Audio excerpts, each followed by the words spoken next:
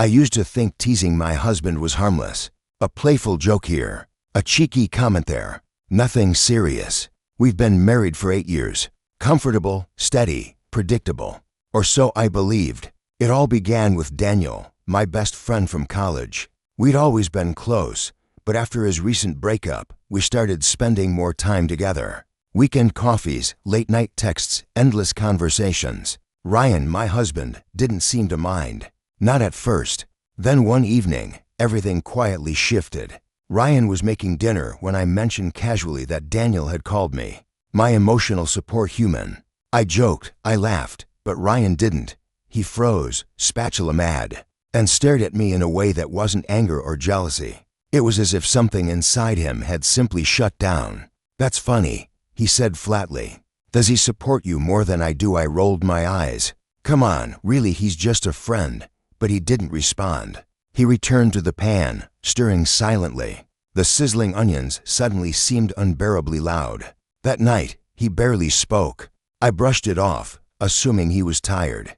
But over the next few days, I noticed subtle changes. He stopped texting me during the day, stopped asking about my plans. The warmth that always filled our home was replaced by something invisible yet heavy, a tension humming beneath the surface. When I met Daniel for lunch that Friday, I found myself glancing at my phone more than usual. No messages from Ryan. Nothing. "How's your day?" Daniel asked, sipping his coffee. "Just marriage stuff," I said, forcing a laugh. "Ryan's been moody lately." Daniel smirked. "Maybe he's jealous of me." "Maybe," I replied half-jokingly. But somehow the word jealous no longer felt funny. When I got home, Ryan was on the couch staring at his laptop. "Hey," I said, dropping my bag. "Hey," he replied without looking up.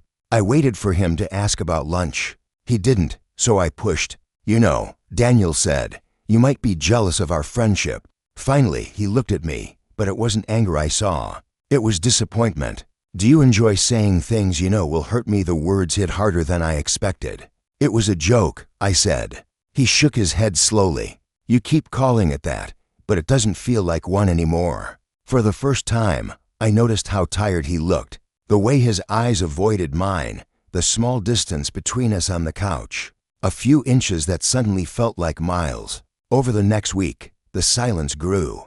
Every time I tried to bridge it, he retreated further. He started going to the gym after work, something he'd never done before. He'd come home late, shower, eat, and go straight to bed. No arguments, no affection, just nothing. One night, curiosity got the better of me. While he showered, I glanced at his phone on the nightstand.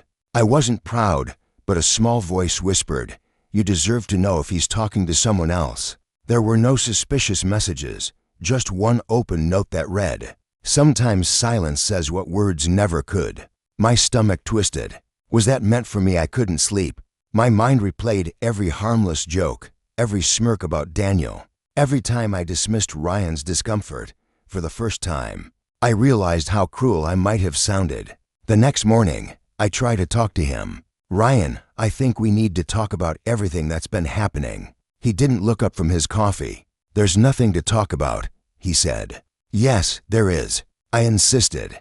"I feel like I push you away, and I didn't mean to." He let out a dry laugh. "You didn't push me away, Claire. You just made me realize how easy it is for you to make me feel small." I felt my throat tighten. "That's not true, is it?" he asked softly. "You talk about another man like he understands you better than I do.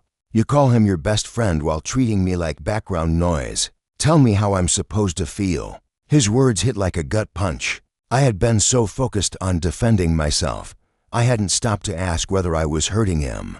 That evening, I texted Daniel telling him we needed space. He didn't take it well, accusing Ryan of being controlling, but I didn't defend myself.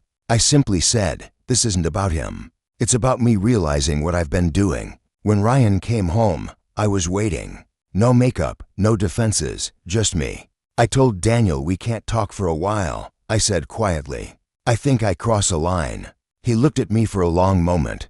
"Why now?" "Because I finally realized you were never jealous. You were hurt and I made it easy to hurt you." He didn't respond at first. Then he sighed. "You know what the worst part was?" I shook my head. "It wasn't hearing you talk about him. It was realizing you didn't care how it made me feel. Slowly, he reached out and took my hand. Not out of forgiveness, but something closer to exhaustion. I just need honesty from you, Claire. Not jokes, not comparisons. Tears burned my eyes. You'll get it. I promise. We didn't fix everything that night. Some damage can't be undone in a single conversation. But as he held my hand, I realized something I'd never admitted before. Love isn't just laughter and comfort. It's protecting each other's hearts, even when you think it's just a joke. And in that quiet moment, for the first time in months, I finally stopped laughing.